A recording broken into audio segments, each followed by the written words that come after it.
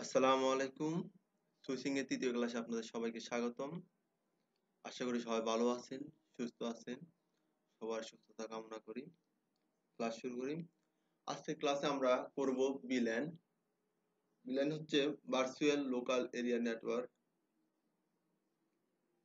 Virtual local area network হচ্ছে এমন একটি ডিভাইসের মাধ্যমে একটি সুইচের মাধ্যমে ফিজিক্যাল পোর্টগুলোকে কতগুলো লজিক্যাল ইউনিটে ভাগ করা হয়। VLAN করার উদ্দেশ্য কি?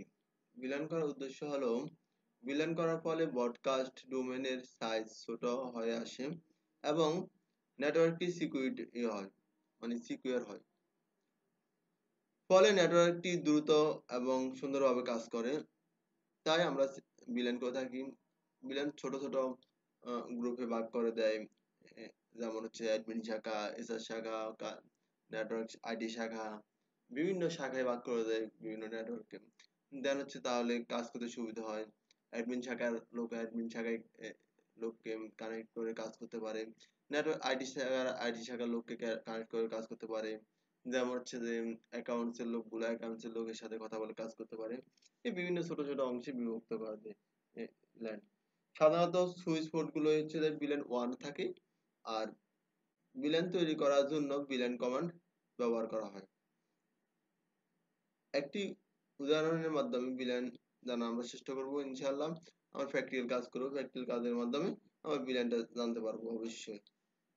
আমরা একটি কাজ করব VLAN কিভাবে কোড করে, কিভাবে সাজানো হয়, কিভাবে গ্রুপ করে সাজানো হয়।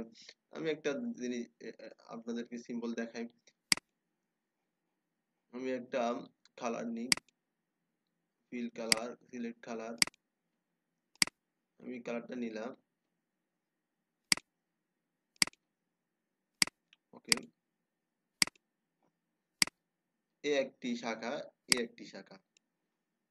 দেন হচ্ছে আমি আউটলাইন কালার না নিয়ে আমরা ফিল কালার নিই। এ একটি শাখা, এ একটি শাখা। দেন হচ্ছে আমি যদি আপনাকে দেখাই, এই শাখাটা সরাসরি কানেক্ট করতে পারে এই শাখাটাকে, আবার এই শাখাটা সরাসরি কানেক্ট করতে পারে এই শাখাটাকে।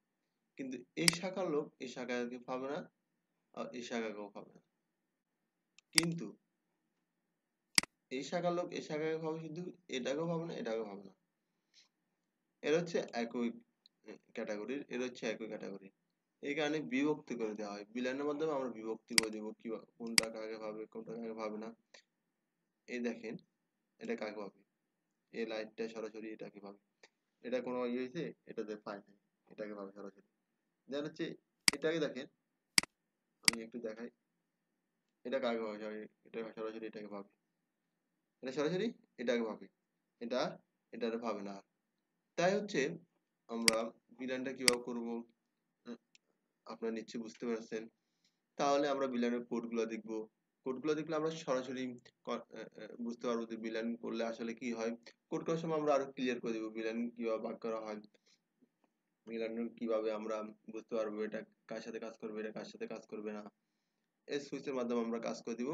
আমরা সুইচ থেকে কয়েকটি পিসি নিব, দেন হচ্ছে কেবলিং করে দিব, দেন হচ্ছে আমরা কনফিগার করে দিলে হয়ে যাবে।